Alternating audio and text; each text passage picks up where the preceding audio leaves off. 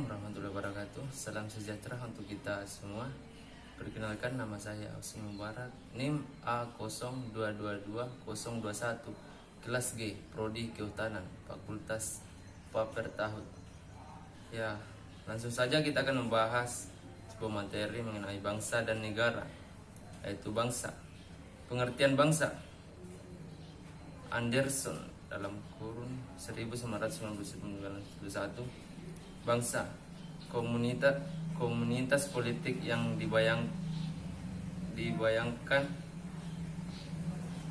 tidak menemui teman sebaya mereka. Suatu bangsa dapat membayangkan diri mereka sebagai suatu bangsa apabila 3 ciri budaya kuno melemah, yaitu yang pertama bahasa, tulis, skrips, languangi, monopoli, penyempatan, yang kedua raja kehilangan status separuh dewa. 3. Tentang waktu tidak lagi dikacaukan dengan kosmologi sejarah. Selanjutnya Ernest Renan, yaitu bangsa terbentuk karena adanya keinginan hidup bersama. Yang kedua Lippmann, yaitu bangsa atau kesatuan budaya dan kesatuan politik. Bagian B yaitu pembentukan bangsa, yaitu Friedrich Hertz. 4 unsur berpengaruh dalam terbentuknya bangsa. 1.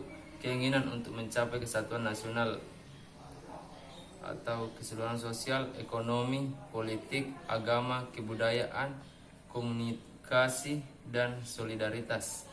Yang kedua, keinginan untuk mencapai kemerdekaan dan terbebasan nasional tanpa campur tangan bangsa asing. Yang ketiga, keinginan akan kemandirian, keunggulan individu dan keaslian, kekhasan. 4. Keinginan untuk menunjukkan di antara bangsa dalam mengejar kehormatan, pengaruh.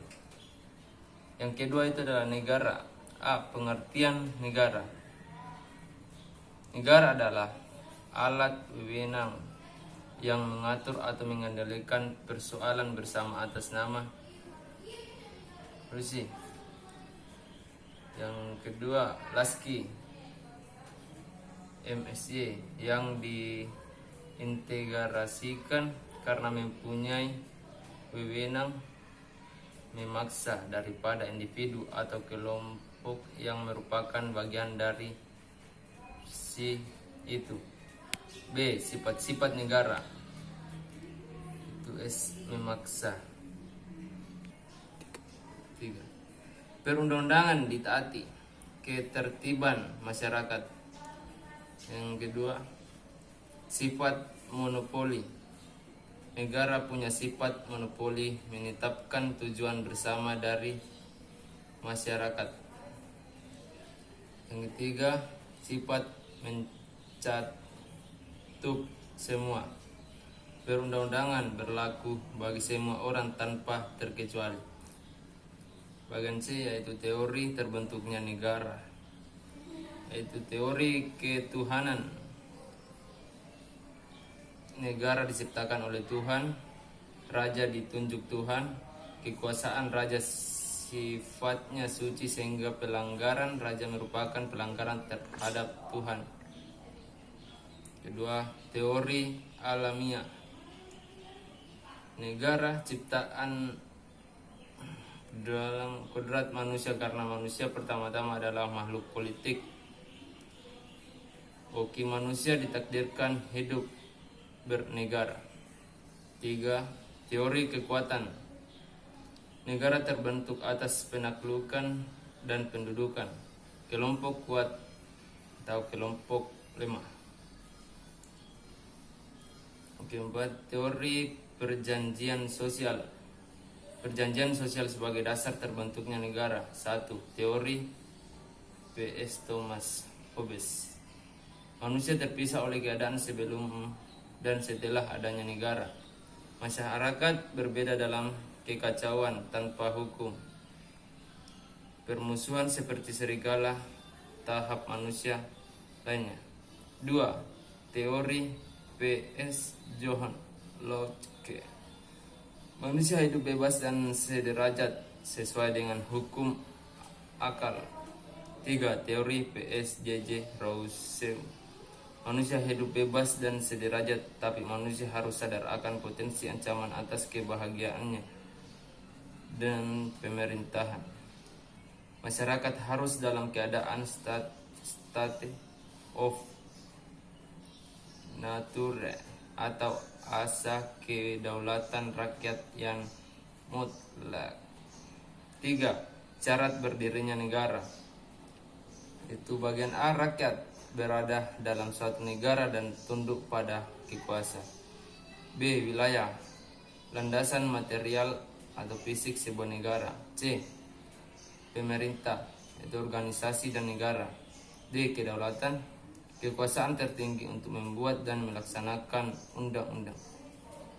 Selanjutnya, sifat-sifat kedaulatan. Yang pertama itu gatel, absoluteness, tidak dapat dibatasi. Universality, berlaku umum. Permanence, berkesinambungan. Invisibility, hanya satu kedaulatan negara. Bagian E, fungsi dan tujuan negara. Fungsi esensial, mempertahankan negara sebagai organisasi politik yang berdaulat. Bagian 2, fungsi fakultatif, meningkatkan kesejahteraan di segala bidang. 3. Tujuan asli, itu perdamaian, ketertiban, keamanan, keadilan. Itu 3. Tujuan sekunder, kesejahteraan kolektif. Selanjutnya, hak dan kewajiban negara. Warga negara. 1. Pengertian warga negara.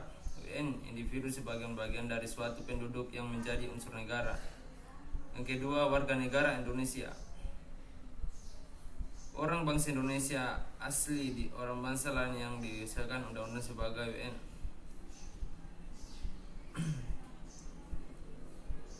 Yang ketiga, solusi memperoleh kewarganegaraan atau naturalisasi. Prinsip syarat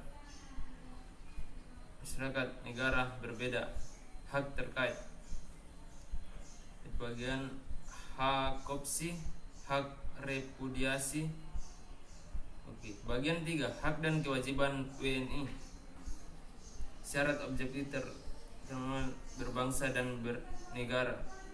Hak, sesuatu harus didapat. Kewajiban, sesuatu yang dituntut pihak berkepentingan. Hak WN diperinci dengan law enforcement.